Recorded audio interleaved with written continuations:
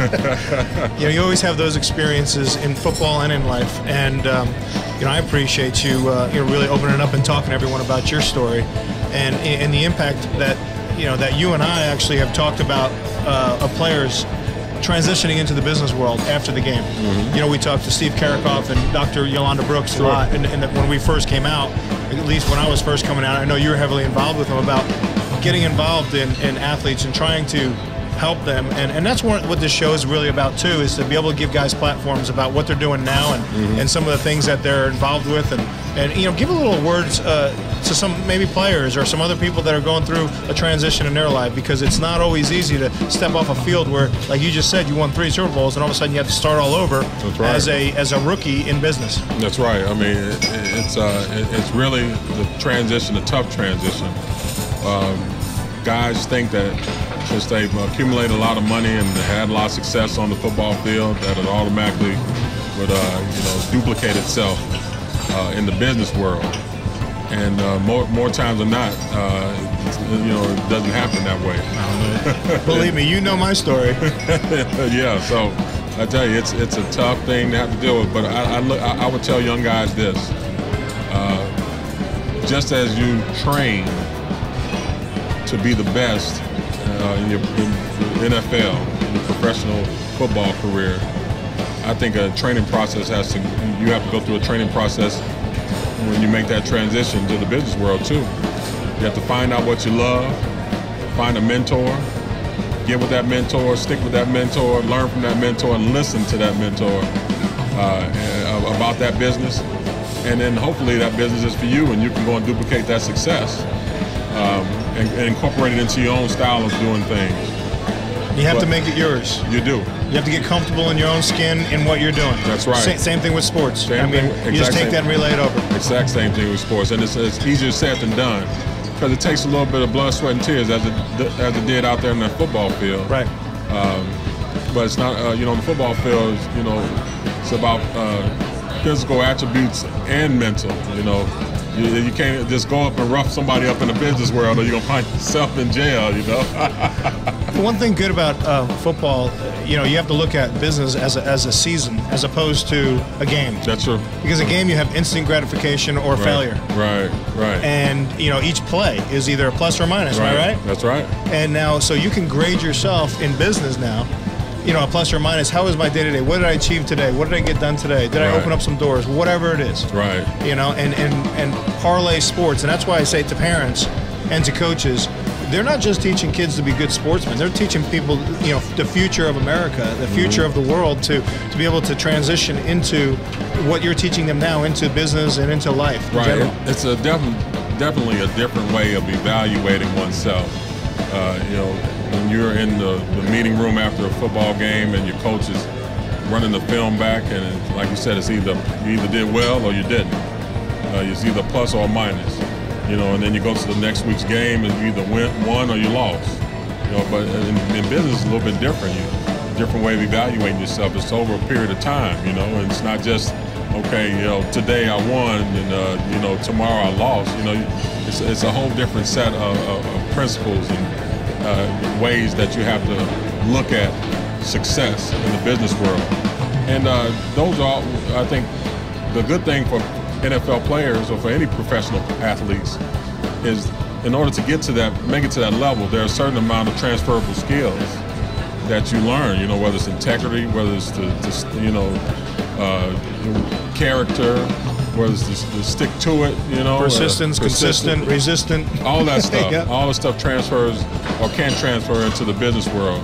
You just have to retrain your brain and retrain yourself in order to fit into that business world. It's 4th down. I remember this. I always tell people this. It's 4th down. It's 130 degrees on the turf. You're looking at the green grass, but you see red underneath it from the shadows. And you're sitting there. You need a touchdown to win. And next thing you know, it's basically 3 yards in a cloud of dust. And then you listen at the bottom of the pile. You listen if you're on offense, you want to hear the roar of the crowd because you just scored. Or unless you're away, and then you hear the roar of them because the linebacker jumped over, and you feel them hit. Yeah. But it's that knowing that your body doesn't want to do it, but you got to do it anyway. That's right. It's that push, it's that drive, it's that encouragement. I think in the business world, it's the exact same thing, but it's mental. Right. It's more mental. Your mind may not be set on getting up that morning and going and making those contacts, making those calls, or running those spreadsheets or whatever you have to do. You have to mentally get prepared for it and mentally making your fourth and goal type of situation.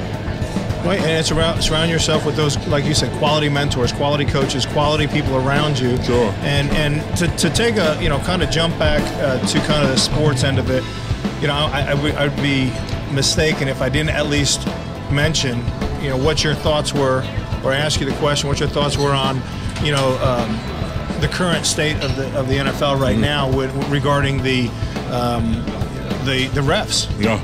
And is it a negligence on the? I think it's greed on both sides, but is it negligence on someone's part that if someone gets hurt, there's going to be a major situation happens? Well, I tell you what, things are brewing. I mean, after these first couple weeks of the season, things are coming to a fever pitch. I mean, it's the NFL is a $1 billion industry, $9 billion to be more exact, and I just. You can't have a $1,000 reffing pool in a $1 billion industry. You have to go with the best. Right. The NFL, guys put it on the line every play, every day. You have to have referees that do the same. And right now, it doesn't seem to be like they're doing it. I mean, God bless them. They stepped in when they had to, but. It just doesn't seem to be working out. And I don't think it's those refs' issue. Yeah. I think it's negligence that they're not talking behind the scenes and trying to come to a conclusion, because you got your assets.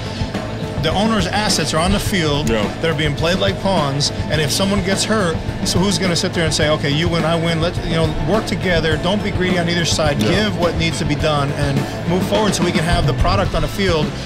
It gives the experience. It's all about the experience. That's right. For the client, who is who? The people who buy tickets. The people who buy the tickets, yeah. And I tell you what, the NFL has always been known to have the best product as far as professional football has to offer. And right now, it's not looking that way, simply because there are a lot of questionable calls, a lot of really game-changing calls. Game-changing calls. That's the key. You're seeing some serious, and then maybe career-ending calls too sometimes. That's right, and that's the only thing that you hope that doesn't happen. You hope that there isn't any career-ending injuries because of negligence on the referee's part. So hopefully they'll get that thing straightened out as soon as possible, because if they don't, it's it's going to be a mess real quick. And I get concerned. And now, whose shoulders that rest on? Is it Goodell? Well, he's the face of the owner. So, right. I mean, is he looking as a, should there be an impeachment? I can't say whether or not, but I tell you what, if anybody gets hurt out there, then people are going to be calling for his head, unfortunately. Exactly. So, I think a lot of it rests on his shoulders. He's the man that represents the owners, and he needs to make sure that something happens pretty quickly. They're implementing all these, safety rules to protect the individuals, from getting hurt, head injuries, concussions, the whole thing that's happening now. But yet they're putting on an inferior product on the field. It's kind of like your daughter gets, or your son gets their driver's license. You say, hey, do me a favor, go downtown Dallas and get this at 5 o'clock and get this, pick up this package for me. Here's the keys. Yeah. I mean, come on. I mean, seriously, it's you guys. These guys are not even trained at a high level of Division I. Right. Or the professional football team of University of Miami when you played. Or where is it? Michigan State, right? Where Dixon played. So. Did he play at Michigan State? I think you still getting paid from them now? He's over there laughing, but. Russ, thanks for coming out for this show. I really appreciate it. But I do want to say one last thing, and talk to me. We were talking a little bit earlier about it, about what it is that you're involved with now.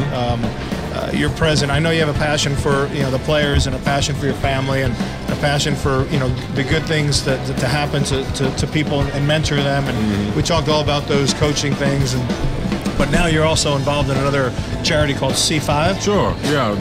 I've been involved with the C5 organization for the last couple of months, and we've had 2 big fundraisers, one in Austin, Texas, and one in North Texas here in the DFW area, Dallas-Fort Worth area.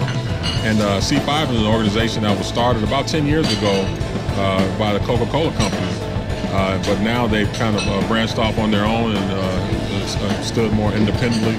And basically what they do is they take a group of kids and basically act as mentors, not just a short-term mentorship, but a 5 years long mentorship where they take 8th graders and run them through a year-long program, including summer camp. And just a developmental mentoring type of program. They take them in as 8th graders, and they produce great citizens after seniors in high school. So it's an excellent program that I'm proud to be involved with. I've been involved with a lot of other programs over the years, including the Cowboys of Color Museum and the Digging for Dragons. Used to play in those golf tournaments all the time. Oh yeah, I still wear those shirts. Oh yeah, I appreciate you supporting it. So so that's one thing that I've had a passion about, is just really just helping out charitable causes, worthy causes. And C5 is an organization that I've kind of taken under my wing, and have committed to trying to help some of those kids go from 8th graders to well-rounded young men and women. How do they pick the kids? They pick them from a certain demographic, or? Well, these are kids that are first generation. Okay.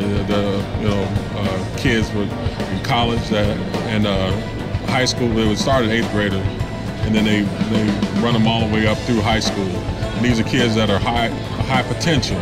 You can't say high risk, because these are kids that are high potential kids. I like that, high potential. Yeah, from urban areas that might not have gotten a chance to become successful. Parents have limited education, so we go in and we try to help them change their fate, so to speak, and we wrap our arms around them and hold on to them for 5 years, and we let them blossom after that time is over. I think that's incredible that you're involved with that. How can people, do you know a website, or how can people get involved with if they want to help support or get involved in it somehow? Just c5texas.org, letter C, letter 5, texas.org. And just go there and donate if you feel inclined to. It's a great organization, I must say. Opportunities to volunteer as well, or? Oh, sure.